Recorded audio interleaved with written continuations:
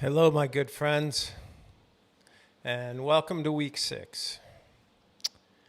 I have called this week the Stay Focused Week because we're going to be taking you up to 10 minutes of jogging twice. And then on Friday, we are going to jog for 22 minutes without stopping. We've been building you up along the way, and last week we got up to 20 minutes, and now we're taking it up even further. We're getting closer probably to the actual distance of a 5K. You may not, I say that lightly. That's a pretty fast 5K, 22 minutes. So it's probably more like 30, 35 or whatever, but the point being is we're in the ballpark. And that's what I like to say. It's like we don't have to, always hit the home runs. We just have to be in the ballpark and be close to what we're doing. It's all about the intent and the integrity of the workouts. We're not ever going to be happy with ourselves along the way. Sometimes it happens, but most of the time, you're always going to wish you could do more, be faster, whatever. So just take it in stride. We're going to have some nice things happen this week. Again, the bike has been up to 20 to 25 minutes or whatever, and the swims are 20. But again, these should be easy. The running is probably the hard part right now. And this week I want you to stay focused and focus on your relaxation and your breath. Just breathe. Don't get uptight. Just take those 5 minutes to walk and warm up and really feel good and ease into it. This is another thing I always talk about. I was talking about even in a triathlon. You start with the swim, I want you to ease into it and let your body warm up to it. And you'll often feel, it seems counterintuitive when you're just getting started with this stuff, but there's a concept called negative splitting. And that's basically the second half of whatever you're doing should be faster in an ideal world. Which basically is, in my mind, it's you let your body get into what you're doing. You let it warm up properly, get it functioning properly. You get the blood flow to the right muscles.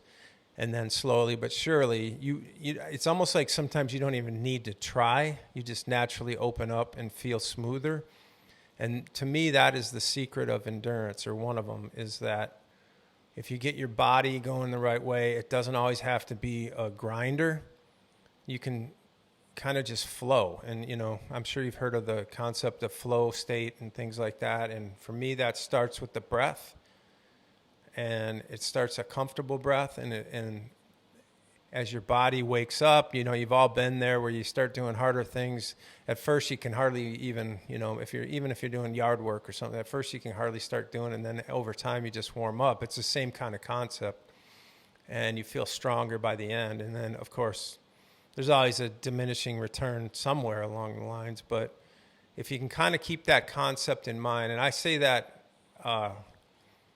in earnest with everything you do, that's always been one of my biggest philosophies, is the negative split. So let's just say Monday or today or whatever, you have a 5-minute jog, a 3-minute walk, an 8-minute jog, and then a 5-minute jog on each of those 5 minutes and each of those 8 minutes. So when you start the first segment, the 5-minute jogging, I like to break it into negative splits there. So you start a little bit slower for the first 2.5 minutes or whatever, and then hopefully just your body opens up just a little bit more. So maybe that second 2.5 minutes is just a little bit faster than the first. It doesn't have to be huge gains.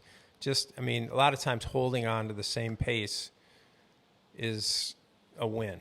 And then I would do the same thing for the 8 minutes. Start for the first half, make that more manageable, and then maybe if you have it in you, just let go a little bit more. And I hesitate to say speed up, but I just want you to let go and let your body flow into a little bit of a faster pace, kind of almost release your legs more than push them. And the same goes for the last 5 minutes. And then hopefully the last 5 minutes, maybe you get a little further than you did on that first 5-minute segment. So you're negative splitting each individual interval and the overall run. So there's always these games you can play and these thought processes, but I try to do that with swimming, biking, and running. If you feel stronger at the end, you're doing something right. And then you can walk away feeling strong rather than just completely zapped. I mean, over time when you're doing races, you want to, we call it emptying the tank in the last, if you have a 5K at the end of your sprint, you want to be under control for the first part, and then the negative split effort will be just kind of emptying the tank when you can finish and you got enough. And then in a sprint for sure, you'll probably be a little bit out of breath, out of gas, but that's good. You want to finish, by leaving it on the course. So anyway, stay focused, think about the negative split, and, come back with, good excitement next week, and we'll get it going for week 7 because we're getting real close to the sprint focused training plan. We'll get more things going with your swim and your bike. All right. Talk to you soon.